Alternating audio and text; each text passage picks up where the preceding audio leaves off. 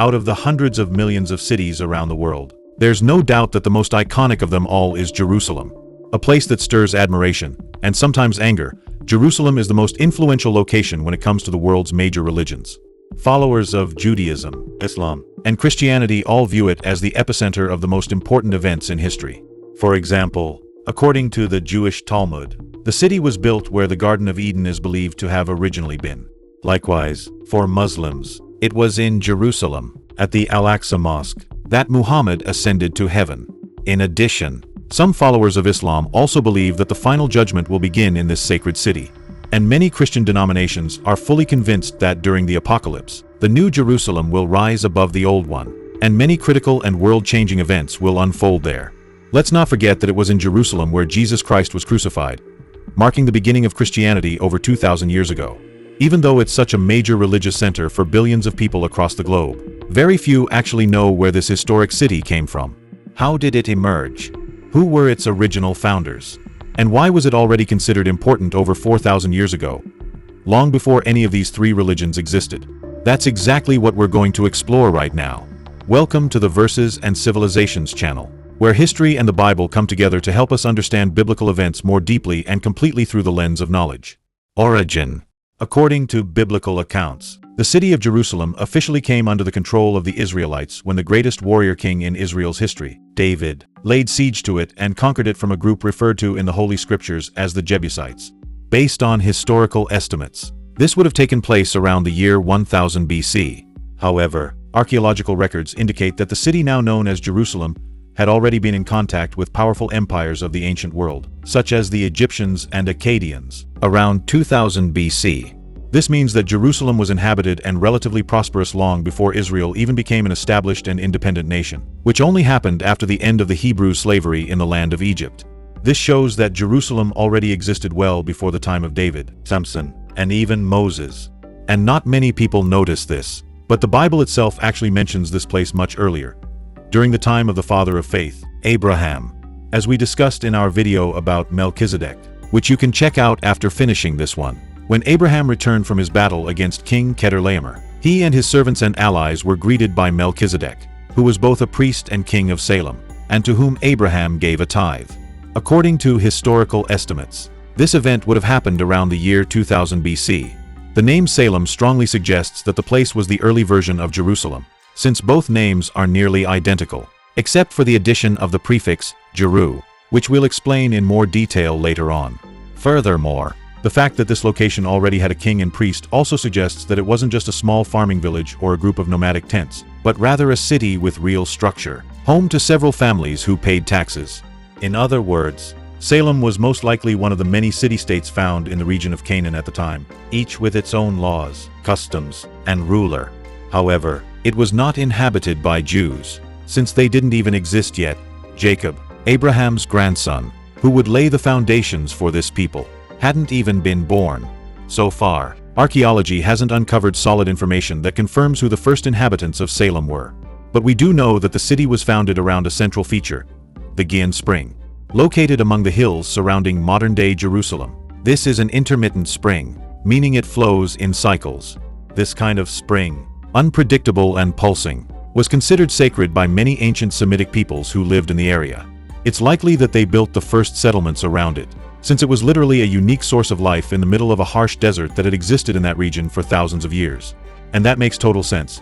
Having the only reliable and recurring source of water made the place perfect for founding a city. It's believed that the city of Salem, ruled by the mysterious Melchizedek, was the result of a settlement built precisely because of the existence of this invaluable water source. Even the Bible highlights the importance of the Gihon Spring, not only as a water supply, but also as a political symbol, as shown in 1 Kings, chapter 1, where David gives the following instruction to his son Solomon and his supporters: "Take with you the servants of your Lord, and have Solomon ride on my own mule. Then take him down to the Gihon Spring, and there anoint him king over Israel." Amarna letters. Another very strong piece of evidence pointing to the existence of an important city in the region known as Salem is the collection known as the Amarna letters, which consists of over 350 clay tablets written in Akkadian cuneiform, the diplomatic language of that time. They were discovered in Amarna, Egypt, the site of the ancient capital Akhetaton, which was built by Pharaoh Akhenaten, also known as Amenhotep IV. According to these ancient diplomatic records, the Egyptian pharaohs maintained correspondence with a city called Jerusalem, based on the study of the Akkadian language used to write the contents of the letters. The name of the location came from the combination of the terms Uru and Shalim, where Uru is the Sumerian logogram meaning literally city, and Shalim means peace. So, in other words, its name was basically City of Shalim, with Shalim being another form of the name Salem, the exact same place that was once ruled by Melchizedek. Moreover, Shalim, Salem, and Shalom are essentially the same word written differently across various languages and cultures, once again revealing the shared cultural heritage and strong connection between the founders of Jerusalem and the Hebrew language, which would be formally structured many years later, where Shalom also means peace, just like Shalim. With all this in mind, it's easy to understand that Jerusalem is a much older Sumerian Egyptian version of what we now call Jerusalem. This shows that the name Jerusalem was already in use to refer to the city even before it was conquered by the Israelites under King David. However, according to the Bible, before the Israelites took over the city, it had another name, as recorded in 1 Chronicles, chapter 11, verses 4 and 5. David and all Israel marched to Jerusalem, that is, Jebus. The Jebusites who lived there said to David, "You will not get in here." Nevertheless, David captured the fortress of Zion, which is the city of David. If the city was called Jerusalem and had once had friendly relations with the ancestors of the Israelites, like Abraham, then why was it later known as Jebus? And why were its inhabitants, the Jebusites, considered enemies of the people of Israel? That's exactly what we're about to explain next. But first, if you've made it this far, you're probably enjoying this content. So please, like this video and share it with others who love diving into biblical facts through the lens of history. Jebusites. Over the years, the city of Jerusalem has seen at least 40 different rulers take control of its government. However, this number was likely much higher, considering the city is over 4,000 years old, especially when we factor the Jebusites into this complex equation of conquests and power shifts. As we've already explained, Jerusalem, or Jerusalem, was located in a highly strategic region, as it was the only place within hundreds of kilometers of desert that had a constant and clean water source, a spring that never dried up. Given this, it's easy to imagine that local populations would have fiercely desired to control such a precious resource. So it's not hard to picture that, from the city's founding, there were ongoing disputes over access to water, and that military strength was the key to gaining control. This suggests there's a strong possibility that the Jebusites who were living in the city when the Israelites arrived in Canaan were not its original founders. The city had already existed for at least 1,000 years by the time the Israelites returned to the land of their ancestors. In this regard, the Greco-Egyptian historian Manetho, who lived around 300 BC, might offer a possible explanation. In his writings, Manetho talks about the Hyksos, a Semitic people who ruled part of Egypt around 1640 BC, likely during the same time Joseph was sold as a slave to Potiphar, as we explain in our video about Joseph in Egypt. According to him, after decades of conflict, Pharaoh Ahmose I finally managed to reach a peace agreement with this invading people. After that, the Hyksos were allowed to leave Egypt peacefully and migrated to the northeastern part of the Middle East, eventually arriving at Jerusalem. As it is written, these people went to a region now called Judea, where they founded a city and named it Hierosalima, Jerusalem. Based on this prominent ancient historian, we can assume that after being defeated by Pharaoh Ahmose I, the Hyksos moved back toward Canaan, where they continued their tradition of conquest and may have seen Jerusalem as an ideal replacement for Avaris, their former Egyptian capital. That raises the possibility, though unconfirmed, that the Hyksos and the Jebusites might have been the same people. They wouldn't have been the original founders of Jerusalem, since the city was already around a millennium old by the time of the events described by Manetho. But they likely were the city's inhabitants when the Israelites left Egypt roughly 400 years later. Israelite conquest. In that context, it's plausible that the Hyksos, after leaving the Nile region, maintained commercial ties with Egypt in the years that followed. After all, they understood Egyptian society and how much the Egyptians valued fine pottery.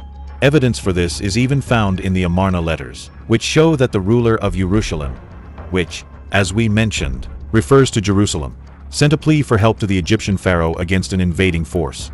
The name of this ancient ruler is revealed in these letters, Abdi-Heba. Abdi-Heba is mentioned in at least 6 clay tablets, where he describes his desperate call for assistance after attacks by a people he referred to as the Habaru. He portrayed them as nomads and outsiders. As seen in one of the letters, the Habaru are taking the cities of the king. May the king, my lord, send troops. At the time, It's understood that distant city-states were vassals of Egypt, but requests for aid weren't always granted, especially since Egypt was often dealing with powerful enemies like the Nubians to the south and the Hittites to the north. What's most fascinating is that the Habaru appear in the 14th century BC, which lines up exactly with the archaeological theories surrounding the rise of the Israelites, and these match the timeline described in the Bible. In the letters, the Habaru are described as a threat to Canaanite cities, which directly echoes the Israelite conquest of Canaan as told in the book of Joshua. And according to the biblical narrative, that Egyptian help never came for the Jebusites, who continued to battle the Israelites as they settled in Canaan and conquered cities throughout the region. There's also no denying how phonetically close the words Habaru and Hebrews are. On top of that, they share the same meaning, those who crossed over, a reference to the Euphrates River. As recorded in the book of Joshua, the first military encounter with the Jebusites takes place during the Battle of Beth Horon, where the king of Jebus, Adoni-Zedek, is killed defending Gibeon, a Canaanite city allied with the Israelites. Despite their king's death, the Jebusites remained a significant military force for centuries. The Israelites simply didn't have the strength to defeat them, as we see in Joshua 15 and Judges 1. But the children of Judah could not drive out the Jebusites who inhabited Jerusalem. So the Jebusites dwell with the children of Judah at Jerusalem to this day. But the children of Benjamin did not drive out the Jebusites who inhabited Jerusalem. But the Jebusites dwell with the children of Benjamin in Jerusalem to this day. So for around 300 years, there was tension between the Israelites and the people living in Jerusalem. That only ended after a major conquest led by the legendary King David. And the king and his men went to Jerusalem against the Jebusites, the inhabitants of the land. David captured the fortress of Zion, that is, the city of David. After this monumental victory, which held deep significance for the Israelites, especially since Abraham had met Melchizedek there, the Hebrews restored the city's name from Jebus back to Jerusalem. This marked the beginning of the long and rich story of the Jewish people, and of the world as we know it today, centered around the city that became the religious epicenter of the world and one of the most spiritually symbolic places on earth. Honestly, it's hard to imagine many people on this planet who've never heard the name Jerusalem. That's it for today's video. Make sure to hit that subscribe button so you don't miss what's coming next. And if you want to dive even deeper, go ahead and check out either of these two awesome videos we're putting up on your screen right now.